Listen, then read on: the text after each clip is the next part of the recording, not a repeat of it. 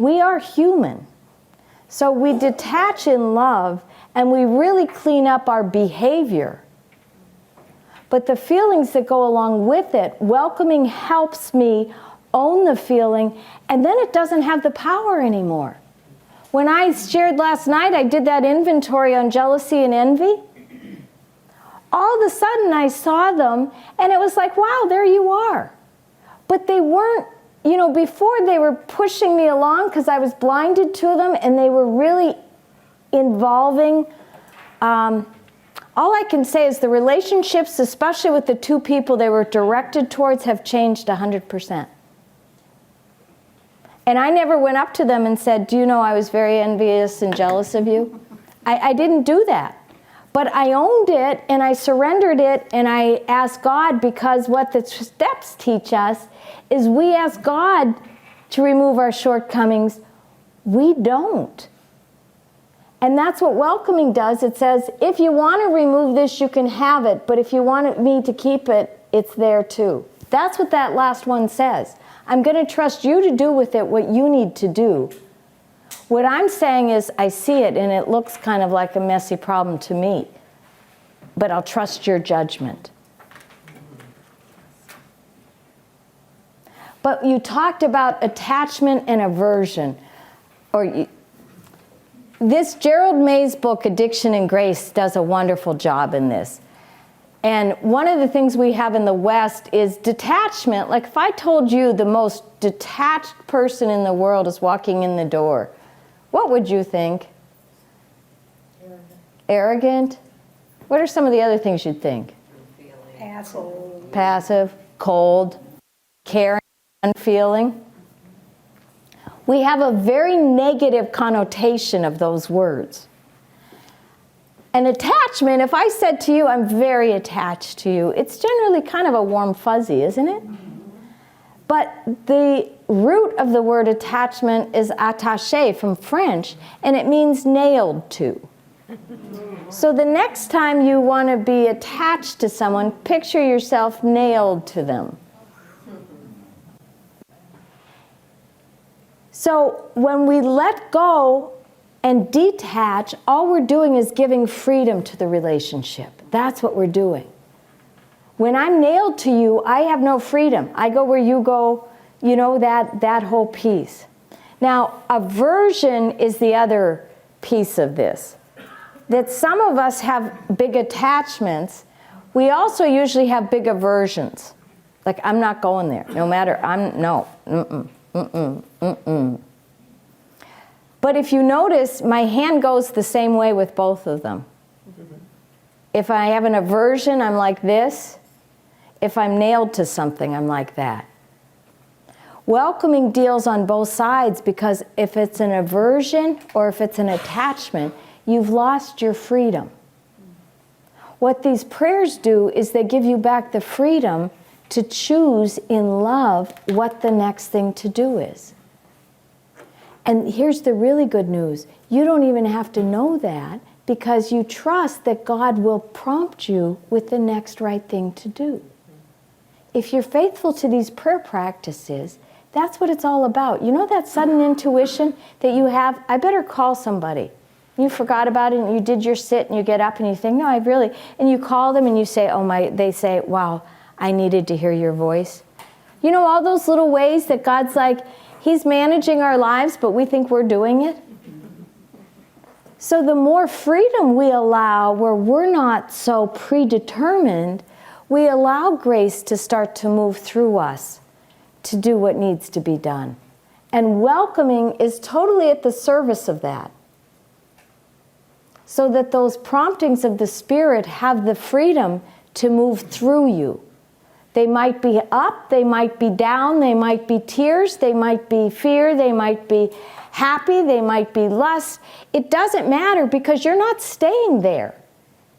They're just passing through. That's what they found, that the emotional range, which is 30 to 90 seconds, goes like that. The trouble is most of us don't go like that. We've fixated and built whole personalities around some of those, either identifying with them or avoiding them. What I'm just encountering in my own life are some people that have to be nice in every circumstance. And I don't know what God's doing with them, but there are a few in my life, and my trouble is I want to hit them. It's an awful thing. No, I mean, really, you just want to, like, come on, think one bad thought, just once. Because, like, where are you? If everything is, oh, it's so wonderful, you know, it's just, I want to shake them. So what the lesson is for me hasn't yet been revealed, but what I'm aware of is this personality type has come up in my life, and it's one of those things that I'm bumping into it in a few different places. But that's what the teaching is. If you don't want to learn the lesson here, go change circumstance, and don't you find that the same lesson comes? Maybe a different package, but it's like, same lesson. Okay, let's try here. And that's what the welcoming is at the service of. Don't you want to learn the lesson? So listen to what Teilhard de Chardin said. Above all, trust in the slow work of God. We are quite naturally impatient in everything to reach the end without delay. We would like to skip the intermediate stages. We are impatient of being on the way to something unknown, something new. And yet it is the law of all progress that it is made by passing through some stages of instability, and that may take a very long time. And so I think it is with you. Your ideas mature gradually. Let them grow. Let them shape themselves without undue haste. Don't try to force on them as though you could be today what in time, that is to say, with grace and circumstances acting for your goodwill, will make of you tomorrow. Only God could say what this new spirit gradually forming in you will be. Give the Lord the benefit of believing that His hand is leading you, and accept the anxiety of feeling yourself in suspense and incomplete. So these are meant to kind of rattle our cage and shake our foundation a little bit. Not too much, but just those periods of instability. And if you're not feeling the ground of your being getting deeper roots, that's when you look at it. What I experienced through centering prayer is what happens is you start to get rooted in a soil that is deeper. Even if the hurricanes are blowing up here, there's something different in the roots of your being.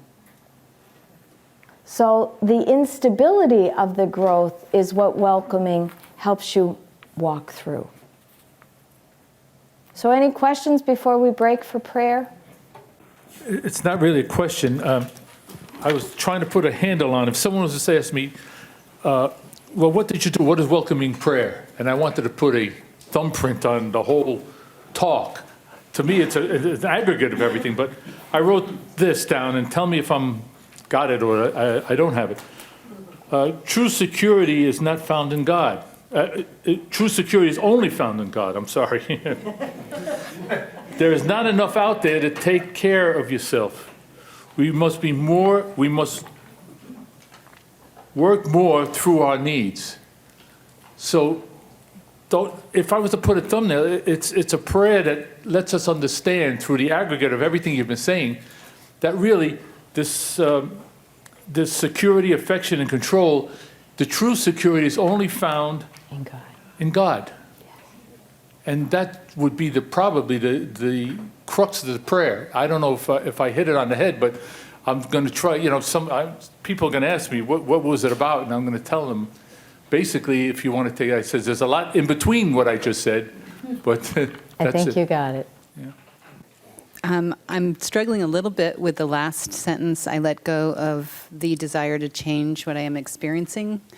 So we're letting go of the desire to change the feeling, not necessarily the thing that's happening. Correct. let's face it, nobody would be sitting in this chair if we didn't want to change a heck of a lot of things. And that's what led me to centering prayer in the first place, then these supportive practices. So do we want to change desperately? But out of the love of God, would you be willing not to change if God were using you as needed to be done right now? Yes. So what I'm letting go of is my interior experience of what is happening. And if I need to have an impact on what is happening, that'll come, but it'll come out of a different energy. Real quickly, at the end of a presentation in Tampa, a woman listened to the whole day, and she was giving me bad looks from the back the whole time, really bad looks. And her husband was next to her in a wheelchair, and at the very end, literally, like right now, except it was the end of the day, she said, "So you're telling me to welcome the fact that he's dying of cancer?" And she looked at him. And I said, "No. But if you don't let go of the anger you feel about the fact that he's dying of cancer, you are missing the relationship with him while he is dying of cancer."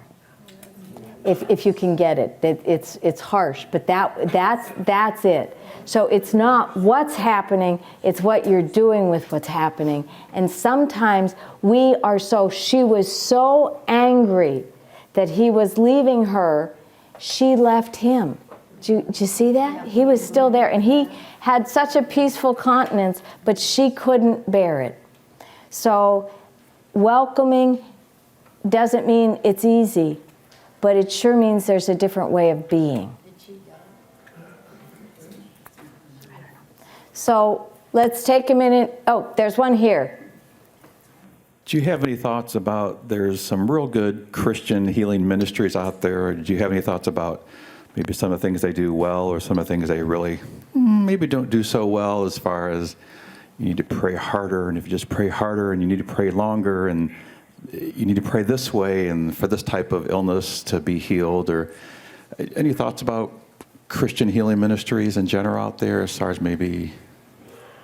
The basis, what I'm with in all of those, or how I judge them, I hear in a lot of things, and not necessarily that, but in a lot of things, I hear fear and control. If I can make you responsible for why you have cancer, then I don't have to get it because I'm going to do something different. Do you know how we always want to separate? And then if you only did this right, you wouldn't be there because maybe I'm suffering because you're sick. The truth of the matter is, folks, everybody, as far as I've heard, now this is potentially wrong, but as far as I've heard, nobody gets out of life alive.